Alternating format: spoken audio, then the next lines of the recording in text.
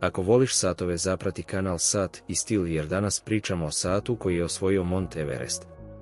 Godina je 1953. Dva čoveka ulaze u istoriju. Edmund Hillary i Tenzing Norgay. Oni su prvi ljudi koji su osvojili najviši vrh sveta, Mont Everest.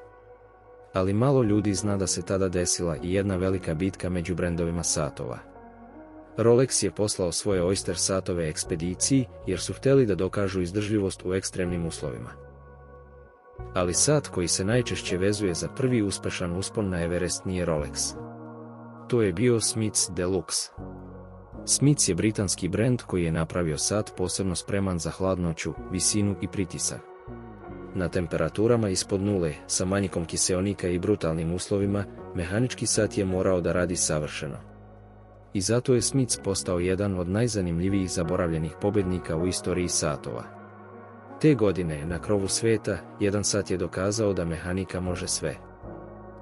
Smiths Deluxe, sat sa Everesta. Ako voliš ovakve priče o satovima i stilu, zaprati kanal Sat i stil. Sledi još zanimljivosti iz sveta satova.